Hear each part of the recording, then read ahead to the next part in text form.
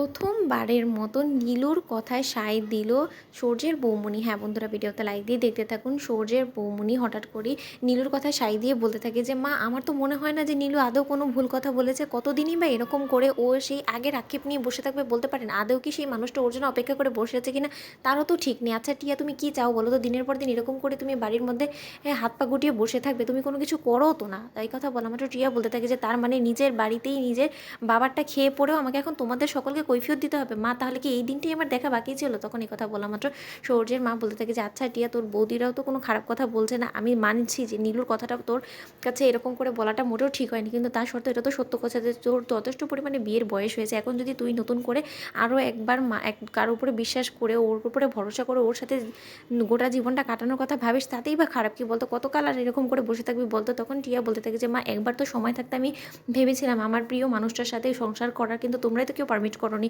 একথা বলা মাত্র নীরু বলতে থাকে যে, ও তার মানে বুঝতে পেরেছি নির্ঘাত আগে কোনো রকম কোনো আঘাত পেয়ে রয়েছে টিয়া, আর সেই মানুষটার সাথে যখন ওরা বিয়ে দেওয়ার জন্য রাজি হয়নি তারপর থেকে এরকম করে তেড়ে দাঁড়িয়েছে টিয়া। তার মানে এত দিনে আমি বুঝতে পারলাম যে আসলে কি কারণে টিয়া বিয়ের নাম শোনা মাত্র এরকম করে চটে ওঠে। ওদিকে টিয়া বলতে থাকে যে, মা তোমাদের কাছে এর কোনো আদৌ কোনো যুক্তি বা ব্যাখ্যা আছে বলো তো? তোমরা কেউ বলতে পারবে যে কেন তোমরা আমার সেই পছন্দের মানুষটাকে রিজেক্ট করেছিলে? সে আজকে কতটা স্ট্যাবলিশ তোমরা একবারও দেখেছো? তখন সূর্যের বাবা বলতে থাকে যে, দেখ ওই বিষয়ে আমরা কোনো রকম কোনো কথা বলতে চাই না, সেটা এখন নিতান্তই তোমার অতীত হয়ে গিয়েছে। সেই অতীতটাকে চাপা দিয়ে এখন নতুন করে বর্তমানে কি করা যায় সেটা নিয়ে ভাবো।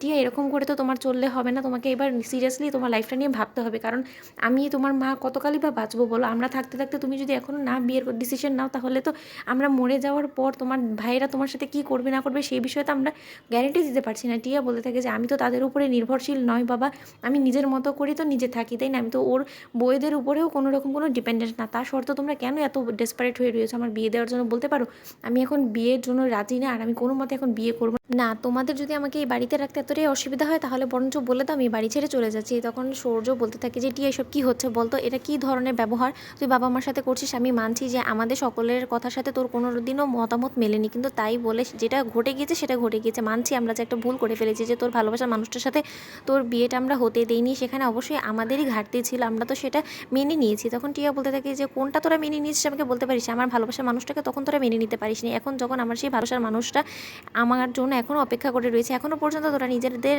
সায় দিতে পারছিস না, এখনও আমাকে তোদের উপরে ডিপেন্ডেন্ট হয়ে অপেক্ষা করতে হচ্ছে যে কবে তোরা আমার সেই ভালোবাসার মানুষটাকে অ্যাকসেপ্ট করবি, তারপরে আমি তার দিকে এগোবো। তখন সূর্যের বাবা বলতে থাকে যে, যেটা কোনোদিনও হবে না তুমি সেটা নিয়ে কেন আশা পেতে বসেছো বলতে পারো? টিয়া, তোমার ওই পছন্দ করা পাত্রকে আমরা কোনোদিনই অ্যাকসেপ্ট করবো না, তুমি সেটা ভালো করে বুঝতে পেরে গিয়েছো।